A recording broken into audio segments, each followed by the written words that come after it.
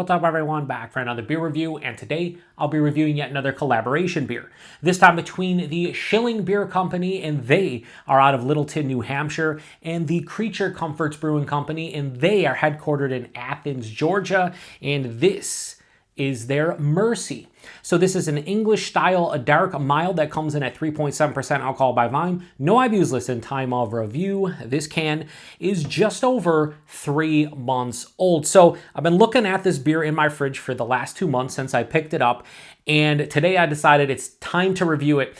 It got kind of pushed to the side because of other beers from Beer Mails and Shelfie Beers and Western New York Wednesdays and the whole nine. And I'm like, today I'm in the mood for something like this, a lower ABV, hopefully delicious English style dark mild. So this is another one of Schilling's Convivial Collaborations. I reviewed one other, which was Schloss Eggenberg out of Austria, and Schilling, it was their Maibach that was really tasty as well. So I saw this one, I was like, you know what? If you follow the channel, you know I love English dark milds. So when I see an American brewery throw one out there and it's packaged, I have to grab it. If it shows up here locally in Buffalo, I'm grabbing it. So I saw this, I'm grabbing it. So anyway, I'm going to pour it into the big pub style glass. Shout out to Paul over at PaTroll Brew News. He's been using the Bass glass that's very similar, if not exact, as far as the shape is concerned for all of his like home brews and whatnot. And he drinks a lot of, I think he has an English mild coming up soon, or he already had one, and all the English beers that Adam over Mersey Beers, this is his namesake, Mersey, shout out to Adam as well, he drinks it out of this, so I figured let's put the English mild from Schilling in this. So you don't, like I said, you don't see a lot of English milds, you really don't, in the US. You're seeing more and more, but you don't see them that often. And when people ask, what is my favorite, we're all right. I made a perfect pour and then I spilled the fucking thing down the side of the can because I'm terrible. But that's a beautiful looking beer. I can't wait to show you guys. You can see it already, but man, does this look awesome. That looks like a proper pour, if I do say so myself. Now, on camera, a little bit darker. Although you're seeing more like a dark ruby red. All right, so probably don't see much different, but you can see the ruby redness, right? For sure. Now, if I go from the bottom, you might even be able to see a little bit better. Not really. But yeah, this is more ruby red. Now, in person, don't get me wrong, it's darker, but it's not as dark as you guys are seeing it. But anyway, yeah, dark ruby red. Almost about 2.5 fingers of this beautiful tan-colored, khaki-colored head. Looks really nice. Soap sudsy to some degree, but looks exactly kind of like what I want out of this one. Just looks beautiful in the glass. No doubt about it. Absolutely fantastic. So, and Paul called me out for having a little bit of condensation on here, but I did put this in my darker beer fridge at 54, so it is definitely proper as far as I think temperature goes. Although, Paul, I know, should be like 78 degrees. All right, settle down. Oh, Jesus Christ, it smells so good. There's a reason I love dark milds. I just, to me, if you're going to give me a sub 4% beer, or let's just say lower ABV, let's say sub 5%. A lot of people say, give me a Pilsner, give me a Helles Lager, give me this, give me that. Give me this. This is what I want. Roasty, toasty for sure. A little bit of nuttiness. Chocolate. Like a light, like cocoa powder kind of chocolate. Touch of like a mild to moderately kind of like, we'll say like slightly, like we'll say light to medium roasted coffee. Some dark fruit in there, but not like huge dark fruit, or maybe even not like straight dark fruit, but it has a fruity kind of like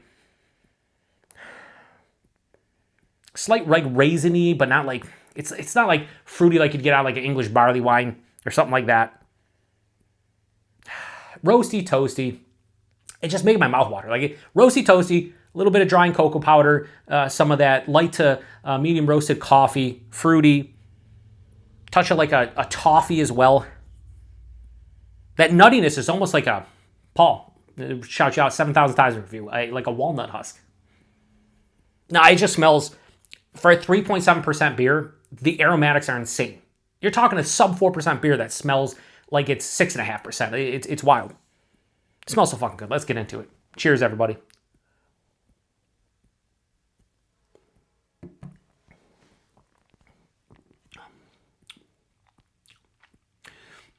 Taste is good.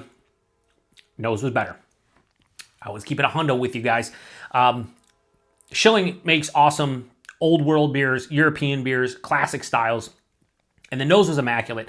But this is one of those beers where the nose, a little bit more intense, dare I say bombastic, Paul, boisterous, just impactful compared to the taste.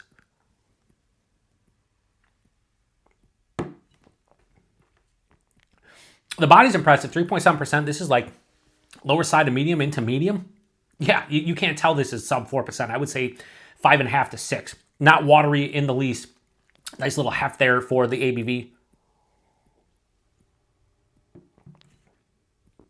The mouthfeel, this is mild to moderately carbonated, smack dab in the middle, so it's a little bit softer.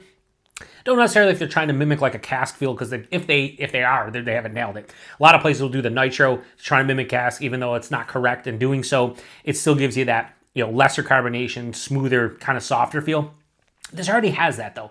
It's softer than you know, a regular carbonated beer, and then on top of that, it has a nice smoothness to it. There's a little bit of a creaminess, but more smooth than anything. So the mouthfeel is actually superb. I really dig it. It's a little bit better than the body, and the body's pretty good as well. The taste,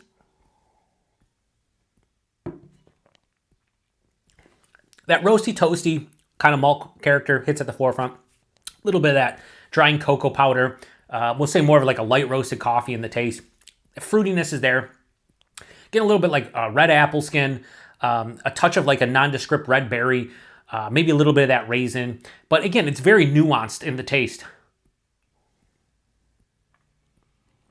Underlying nuttiness, caramel toffee for sure. But again, the nose was more impactful. It was more like in your face, very intense, and the taste is more subdued. Now, from a taste standpoint, you could drink a lot more of this if the flavors are subdued. So this is definitely very sessionable.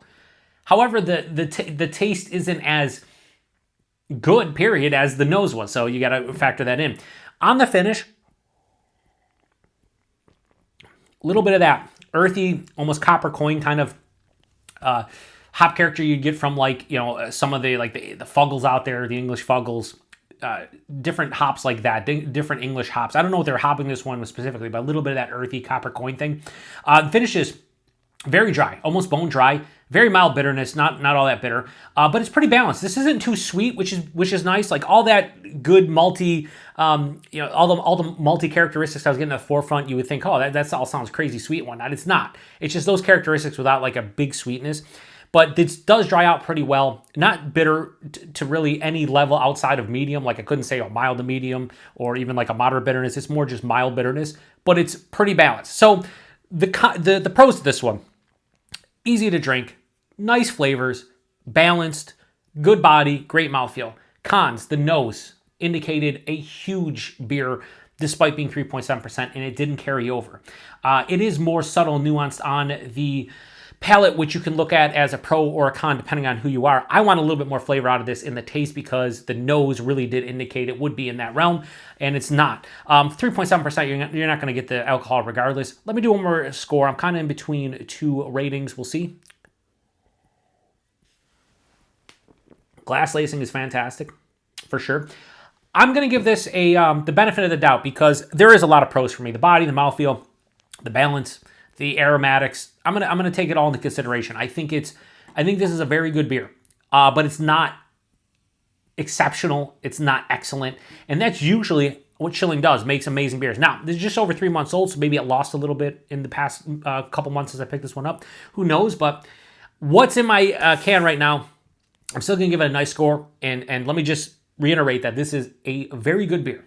I do dig it, but I've had other beers from Schilling that are much better than this, even with some age on them. So, Mersey, a convivial collaboration between them and Creature Comforts. I'm going to go low 4.25. I'll go 4.15. If the nose would have carried over, this is an easy 4.5, and it's not even debatable for me. Like, that's how good this beer is, right? But the aromatics did not carry over, and it basically got knocked down like a quarter point, more or less. So, good beer. Very good beer. Could have been great. But it's Schilling, and I have not had a bad beer from them, so it is what it is. Price point availability at the brewery, $15 a 4-pack, so less than $4 a can, which is kind of crazy nowadays to see them $15 a 4-pack for a 3.7% English dark mild. However, A lot of Schilling's beers could be a little bit more expensive, $16 to $18. So this is a little bit cheaper. And for like $3.75 a can, you don't see English dark milds in the US all that often. So I have no issues with that. I paid like $4 or $4.50 a can, but I bought a single. So the price point here in the Buffalo, New York area is probably very similar if you buy an entire 4-pack. I did not, so whatever. Availability at Schilling. Wherever you see Schilling, you should probably see this one or should have already seen this one. Maybe not though. It is weird out there as far as distribution goes. They do have schillingbeer.com on the side of the label. So check out their website. I think they have a beer finder. If not, if you do get Schilling beer in your area, you probably should have saw this one probably April, May-ish. I picked this one up towards the end of April, which is why I said it's been in my fridge for the last couple months. So really good English dark mild. Very good, not excellent. Nose was better. It is what it is. I'm going to go and happily drink the rest of that. That is very good for what it is. So anyway, huge thanks to everybody stopping by for another beer review here on the Beer Patrol. It's at 3.7%. You can't tell. And I'm not going to be able to tell when I hammer this out in about 10 minutes off camera. Till the next one. Cheers.